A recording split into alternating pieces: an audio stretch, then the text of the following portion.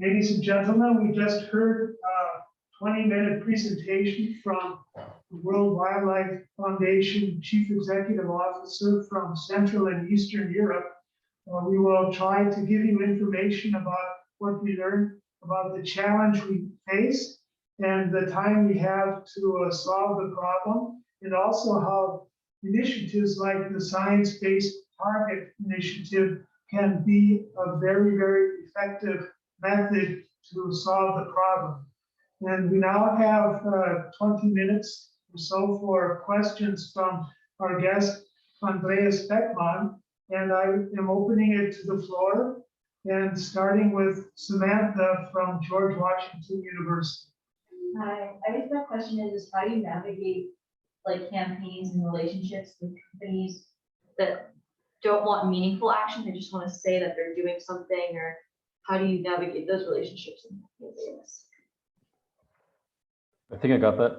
So for the Science-Based Targets Initiative, I mean, so if they're doing a science-based target, that's the whole point. You know, they need to set a science-based target, and if it's just greenwashing and they're not taking it seriously, then they won't get verification. So they won't get that recognized. So that's a pretty easy one.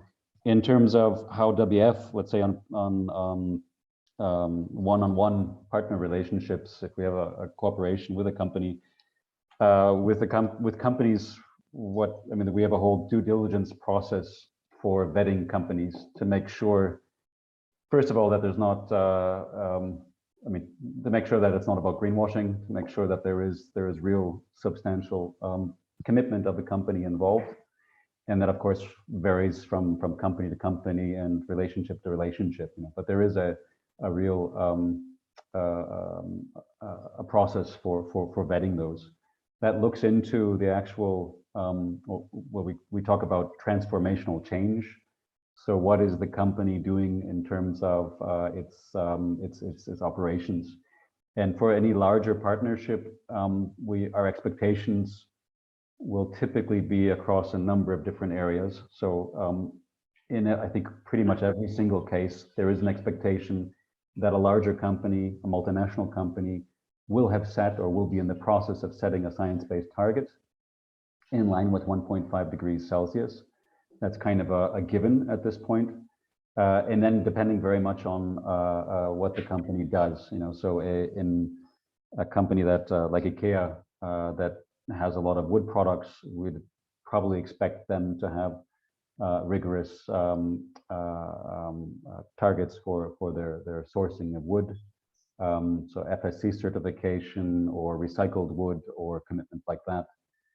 If it's a fisheries company or retailer, for example, supermarket chain, you know, then we might expect, you know, similar thing into similar kinds of have similar expectations with regard to their sourcing of fish, for example, and so on and so forth, you know, depending on what the situation is.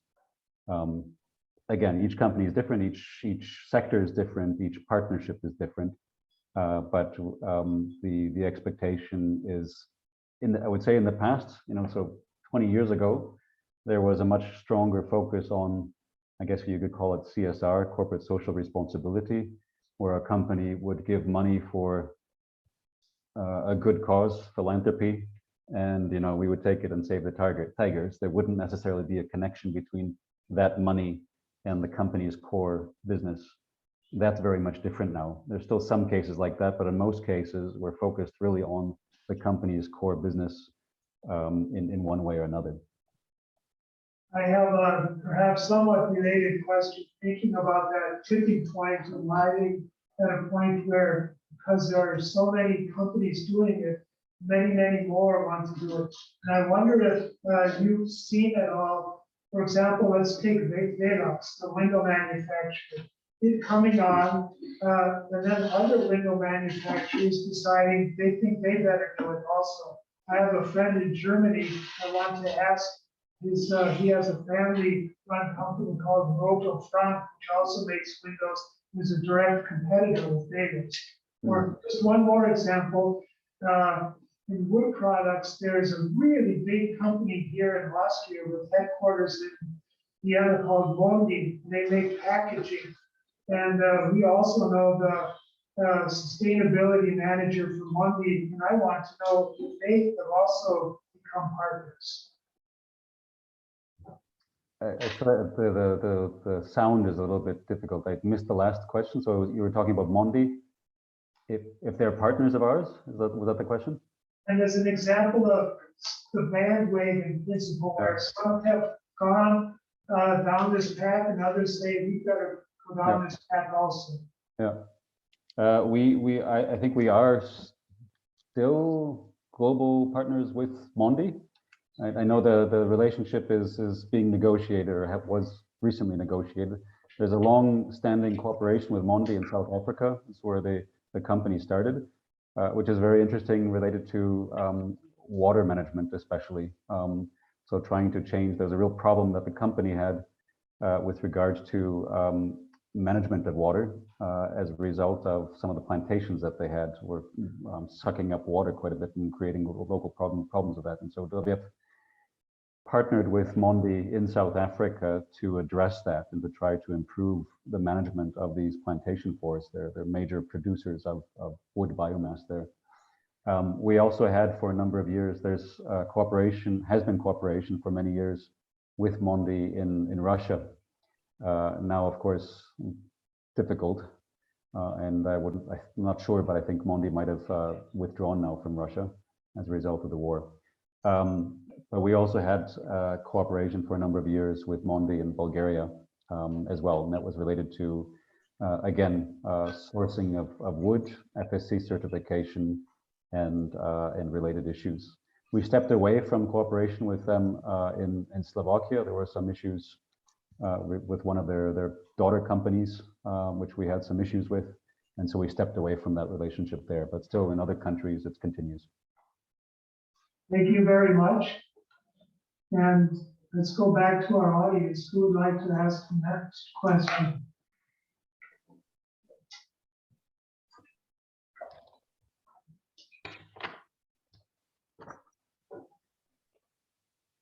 Looks like I will ask the next question. And I would like to understand a little bit better how WWF chooses its NGO partners, and also how it establishes relationships with large organizations like the United Nations, and how that looks on a day-to-day and year-to-year basis. I'm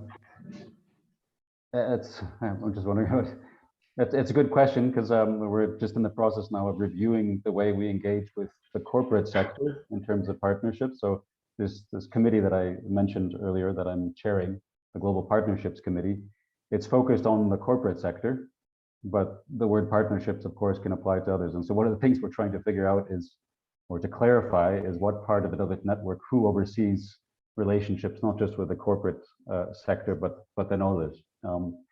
So that's kind of just on the side. I would say, so first of all, we'll go through a similar process, probably less rigorous as we do with the corporate sector. So a kind of due diligence, looking at the added value and complementarity between us and the partner at hand. What we certainly are seeing is engagement increasingly with maybe what you could call non-traditional partners. So in the past, most of our partners would be more specifically environmentally related. So in our sphere, part of the environmental movement of one way or another.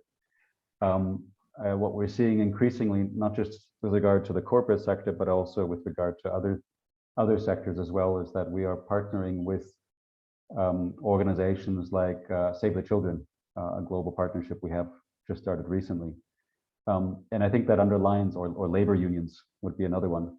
The Orthodox Church, in the case of Greece, for example. So a wide range of different kinds of organizations. And I think what's behind that is just underlining the fact that increasingly the realization that environment is fundamental to everything, to life on Earth, including economics, including societal well-being, humanitarian issues, our health issues, and so on and so forth.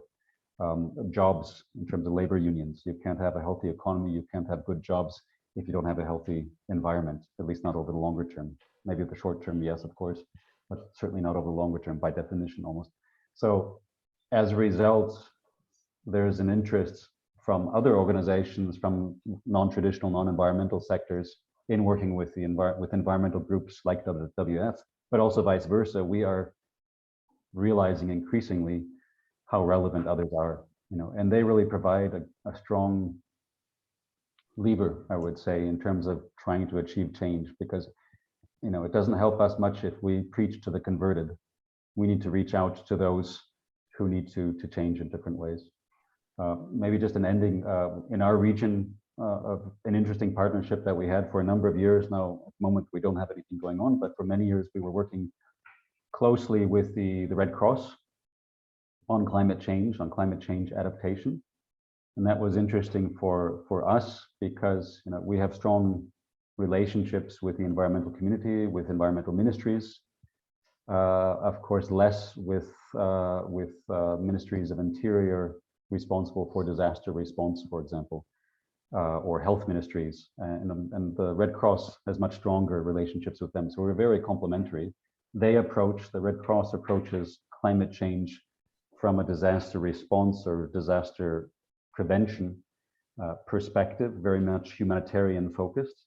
And they have a very sophisticated center of excellence focused on climate change and addressing impacts from climate change.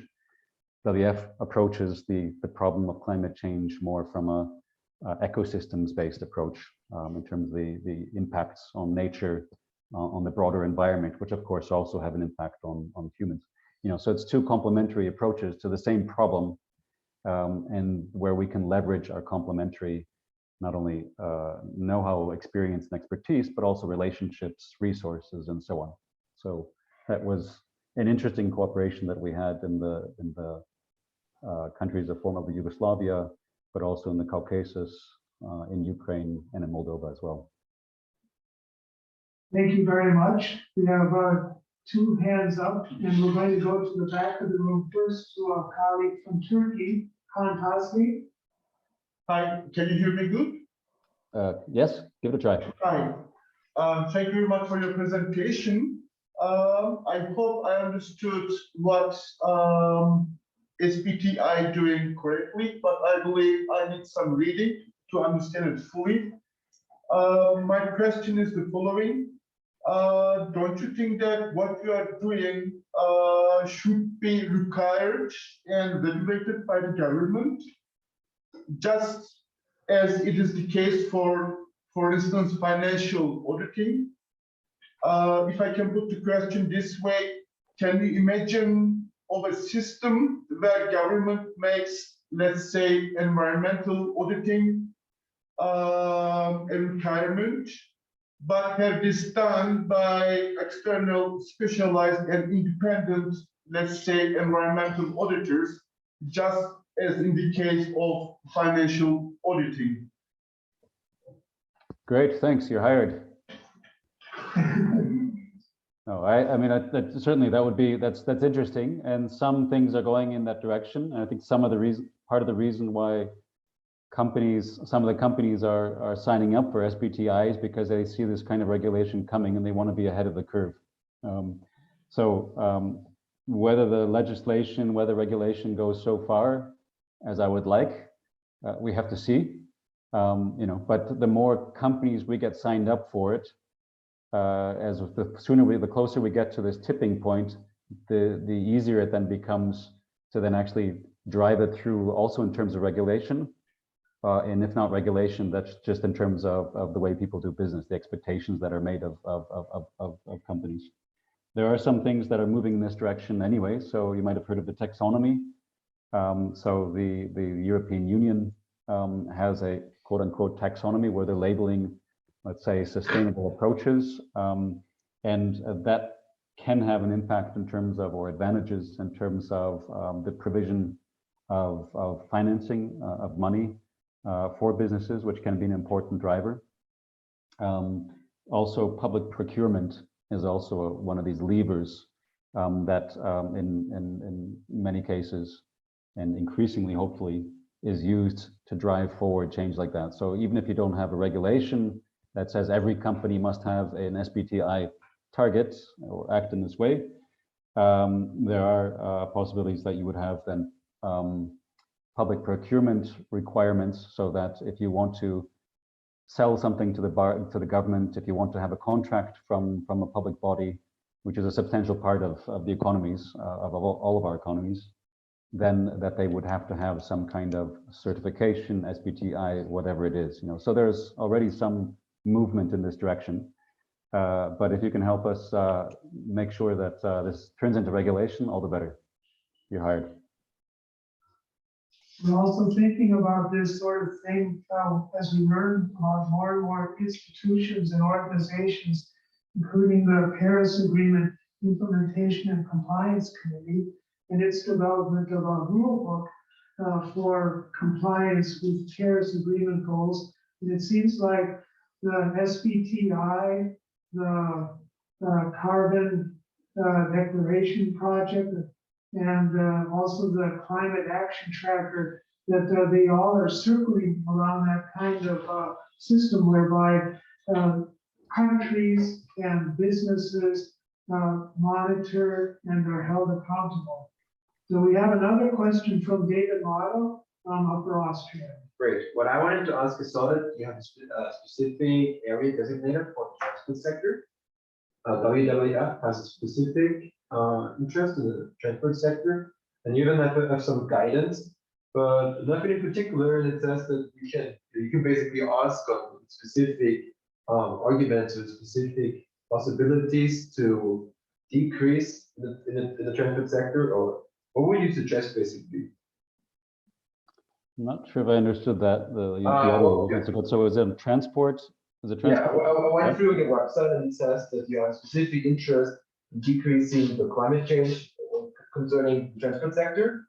Mm-hmm. And there's this open question that in case if you have particular questions, you should just reach out. And so if you can contact right now, I thought I could reach out like this.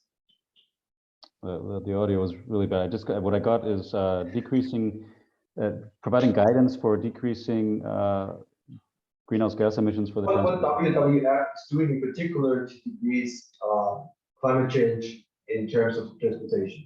Or what are you suggesting to companies in terms of transportation?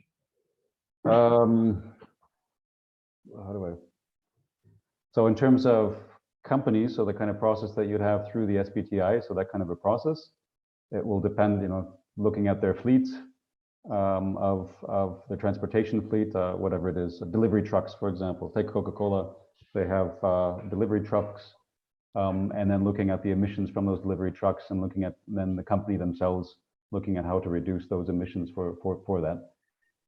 Looking at that within the broader scope, so as compared to emissions from other areas.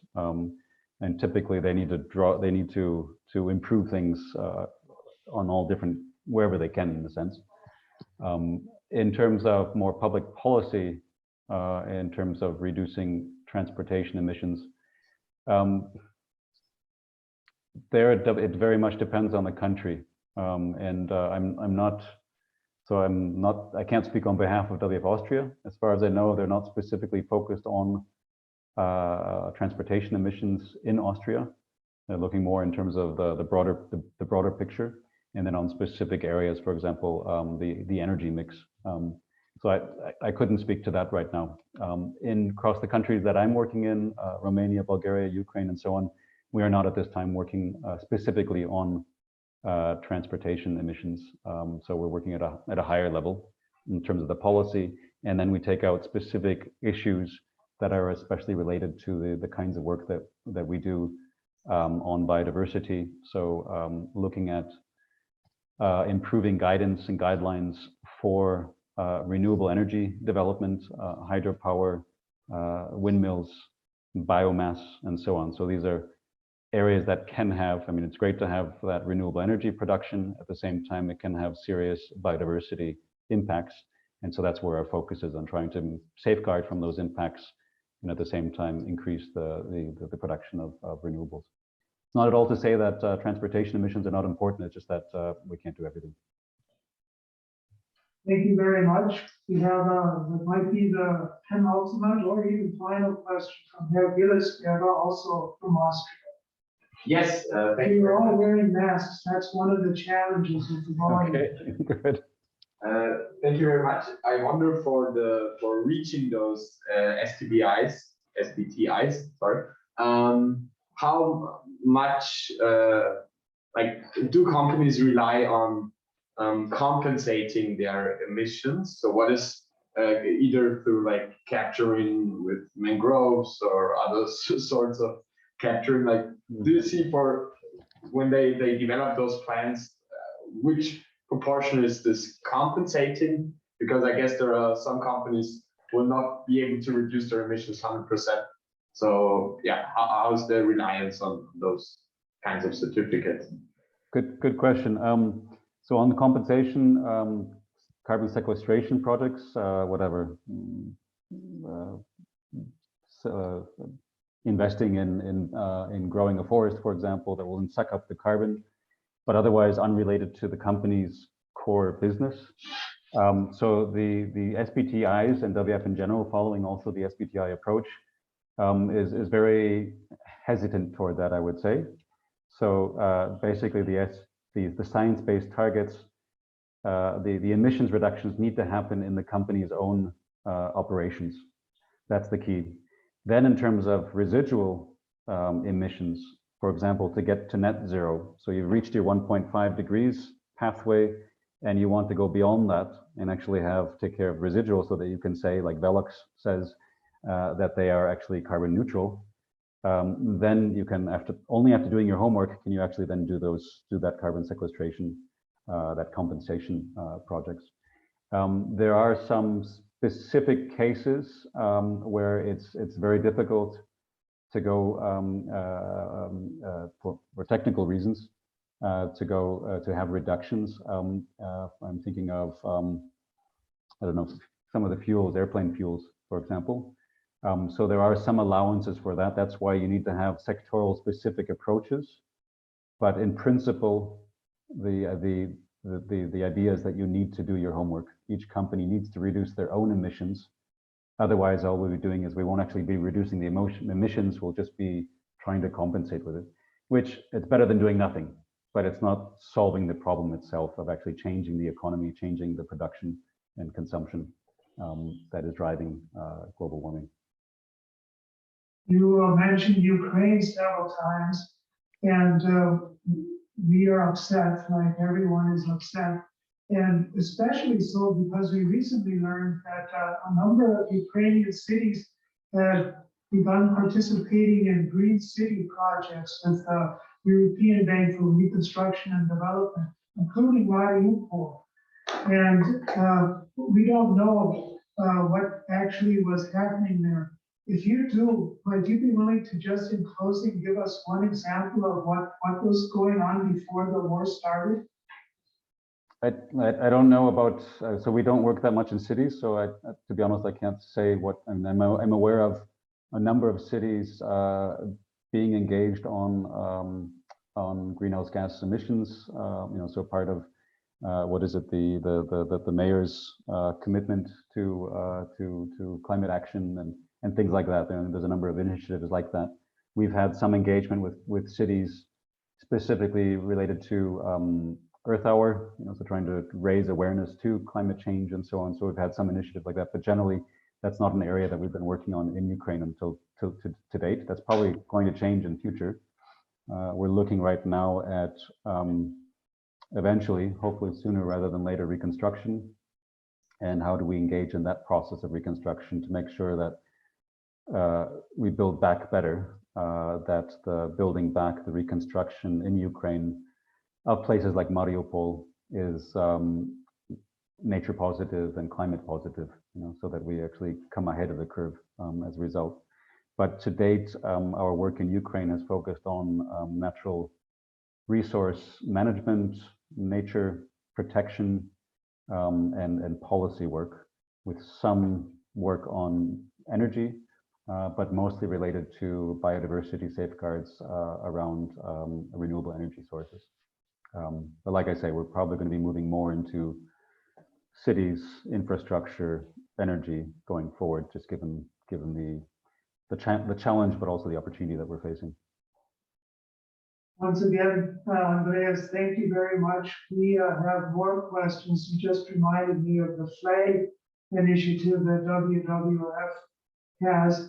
And with your permission, we would like to bundle questions and just send you one email with questions. And if you have time to answer some of them, it won't be for a week or two.